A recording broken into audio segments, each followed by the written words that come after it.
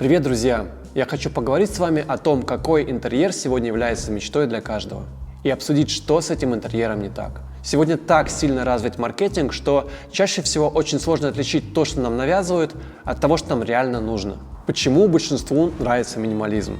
Или другая крайность – интерьер, заполненный всеми модными приемами оформления стен под завязку. А по итогу эти интерьеры смотрятся дешево, и вам в них неуютно, даже если вложен огромный бюджет. Еще один вопрос. Почему состоятельные люди на дорогих машинах и с сумками за $1000 не покупают оригинальные дизайнерские предметы интерьера, а предпочитают подделки? Почему обложка сегодня важнее содержания, а украшенные стены важнее концепции интерьера в целом? Меня зовут Сенчуков Александр, я дизайнер интерьера, и сегодня обсужу с вами очень важную тему – интерьер мечты, который вам не нужен. Тренд на искренность. Один из самых главных и перманентных трендов сейчас – это искренность. Все вокруг пытаются транслировать эту ставшую модной искренность, обнажают личное пространство, делятся своей жизнью, важными и не очень важными мыслями. Ну или прибегают к помощи маркетологов, имитируя откровенность, часто гиперболизируя. Мне в детстве запомнился афоризм. Есть люди, которые совершают поступки только ради того, чтобы было что-то записать в дневник. Но с искренностью немного по-другому. Люди изображают идеальную жизнь, которой на самом деле не живут, пытаясь понравиться вам и продать себя и свои услуги. Но мы все уже устали от идеальной картинки и хочется чего-то более настоящего. Хочется коммуницировать с настоящей, не идеальной, но близкой по ценностям личностью, а не с пластмассовой обложкой. Правда, маркетологи и это уже научились изображать.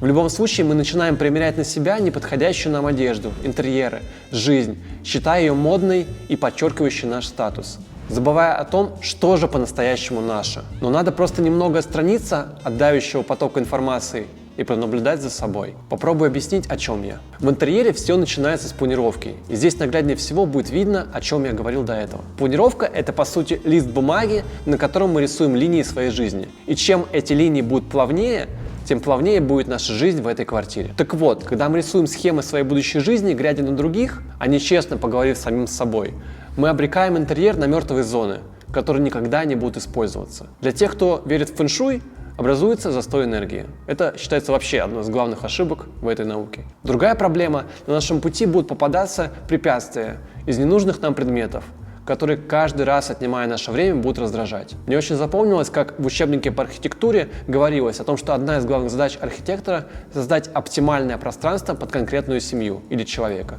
в котором будет все необходимое, но при этом не будет избыточных действий. Задачи, конечно же, бывают разные, но я думаю, что в целом мысль понятна. Для еще большего понимания приведу конкретный пример самых распространенных сценариев, которые мы себе рисуем, представляя интерьер мечты, но которые потом не работают. Сценарий: ко мне приедут гости или родственники и останутся ночевать. Но ведь гораздо проще посадить их на такси или отправить в ближайший отель, чем держать весь год ради этого комнату, обустроенную не по назначению. Сценарий: мы собираемся всей семьей раз в год за большим столом, а потом весь год огромный стол, над которым мы еще повесили массивную люстру, пустует. Но ведь проще собраться все вместе, большой компанией, и отпраздновать Новый год в ресторане.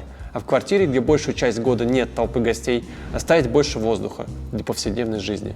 Ну или купить раскладной стол и не обозначать габариты и привязку в комнате светильником. Сценарий: я хочу дровяной камин, а в итоге в лучшем случае вы будете его топить 2 раза в год. А на бюджет, потраченный на камин, можно было купить несколько потрясающих настоящих предметов живописи, которые бы украшали вашу жизнь и со временем только росли в цене. И немаловажный момент. Ремонт квартиры часто актуален не больше 10 лет. При необходимости картины смогут переехать с вами в новое жилье, а камин так и останется в старом. Долгое планирование – это прекрасно. Жениться, завести ребенка – все это нужно обязательно закладывать в проект. Но очень часто заказчики закладывают сценарии не своей жизни, в итоге получая пустые или нефункциональные комнаты. Ну и, конечно же, классика жанра – тренажерный зал, который делают просто для того, чтобы как-то заполнить пустую комнату. У меня вот вместо зала просто спортивный коврик в шкафу, и еще я думаю о покупке гантелей. Вот этого мне за глаза для утренней зарядки. Напишите, пожалуйста, в комментариях свои примеры утопических сценариев использования комнат. Бодипозитивный интерьер.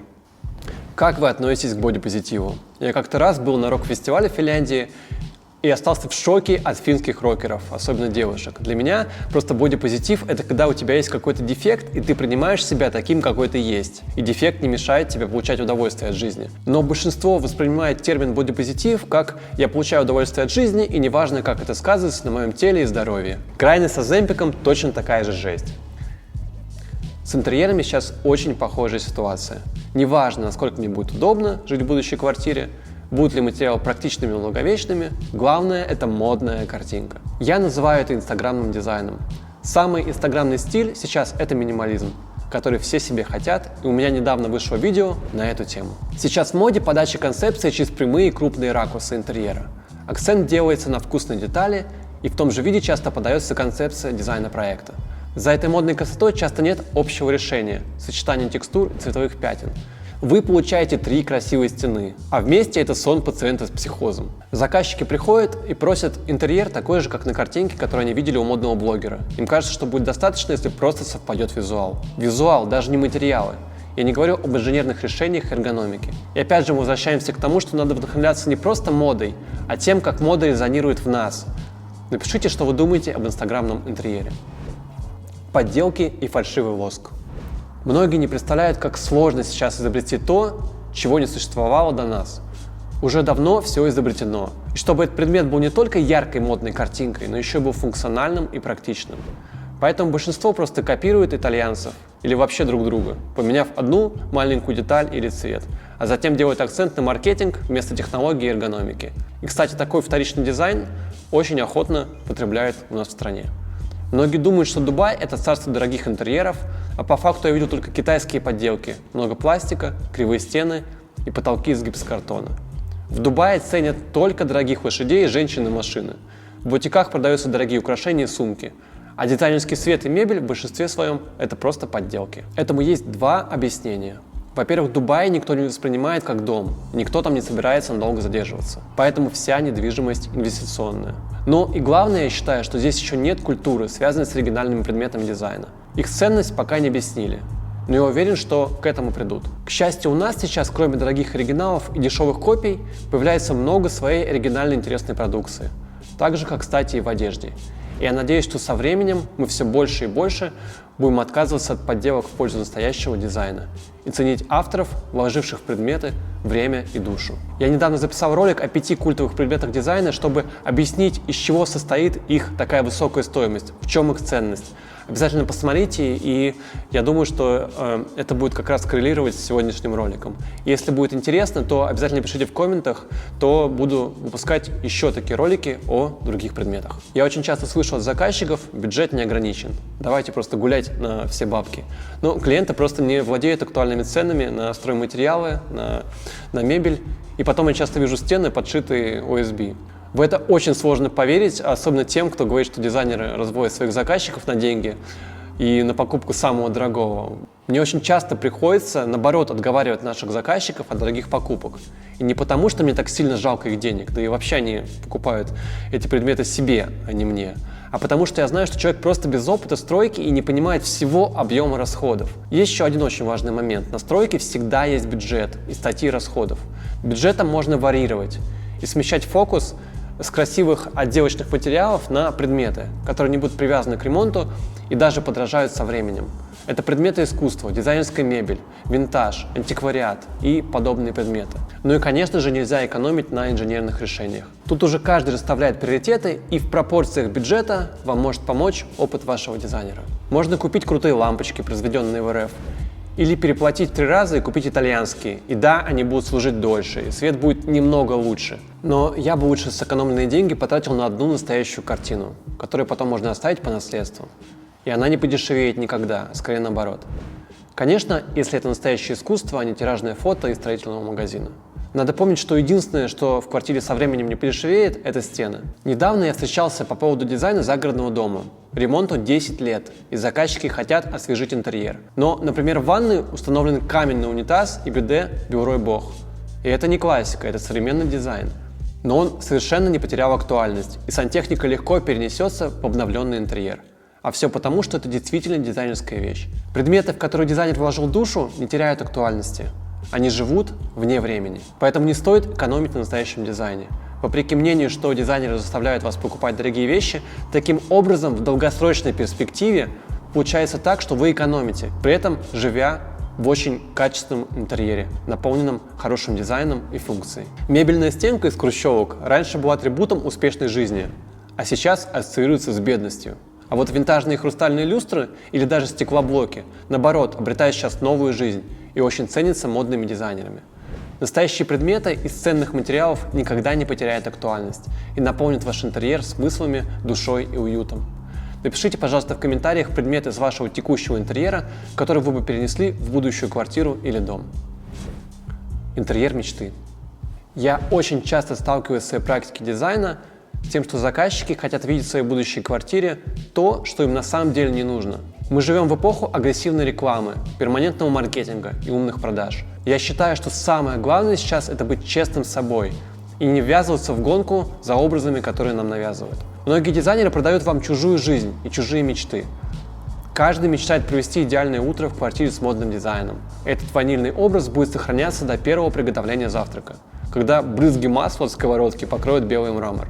Или когда вы поймете, что за год жизни в квартире ни разу не сидели на этом красивом мягком подоконнике у окна, который увидели где-то в фильме, а дизайнер молча кивнул на ваши пожелания и внес его в проект. Вам предлагают темный интерьер, и вы легко на него соглашаетесь, потому что у большинства модных блогеров он сейчас такой, а не потому, что вам близка концепция жизни в таком интерьере, чтобы он смотрелся органично вам и вашим привычкам, образу жизни и ощущению уюта. Я не говорю, что темный интерьер – это плохо. Я говорю об органичности. На выходе у нас модный интерьер, совершенно не подходящий вам. В нем будет неудобно, некрасиво и неуютно. Но кому-то наоборот, в нем будет действительно классно жить.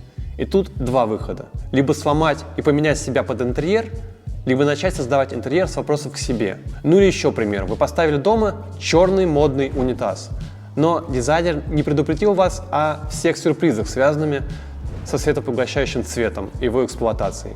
Если вас предупредили и вы согласились, то окей. Но часто продажи концепции и правда о ней совершенно несовместимы. Ну или дизайнеру просто не хватает опыта, и он предлагает вам модные решения, потому что где-то сам их увидел. Интернет – это огромная база знаний, но главная проблема в том, что у этих знаний чаще всего нет фильтра на хорошее и плохое. Интерьер должен быть ваш, а не калька чьей-то жизни. Поэтому в любой нормальной дизайн-студии, чтобы получить персонифицированный и, как следствие, уютный интерьер, дизайн-проект начинается с исследования заказчика. И его участие на стадии сбора информации просто необходимо. Но влезать в каждую деталь будущего интерьера я считаю совершенно бессмысленным делом. Если вы не верите в экспертизу дизайнера и вам не нравится его работа, то зачем вы вообще к нему обратились? Но определиться с концепцией, которая по-настоящему сделает ваш дом уютным и только вашим перед началом работы над дизайн-проектом, должен каждый заказчик. И чем больше он в это погрузится, тем лучше. Это может и звучит страшно, но для этого достаточно подробно заполнить анкету, встретиться с дизайнерами или созвониться, рассказать о деталях своего быта, своих ценностях и собрать референсы того, что вызывает у вас эстетическое наслаждение и, главное, эмоции. И в этих референсах не обязательно будет интерьер. Гораздо лучше, если это будут предметы искусства или образы из природы. То, что у вас вызывает сильные эмоции. Архитектура, живопись, скульптура, природа, футбол, что-то еще. Расскажите, какой интерьер для вас является мечтой. Я читаю все комментарии и обязательно вам отвечу. Если видео было полезным, то поддержите его лайком, обязательно подписывайтесь на наш канал, чтобы не пропустить новые ролики. И, конечно же, переходите во все наши социальные сети, там очень много всего для вашего вдохновения. И до скорых встреч, друзья. Пока-пока.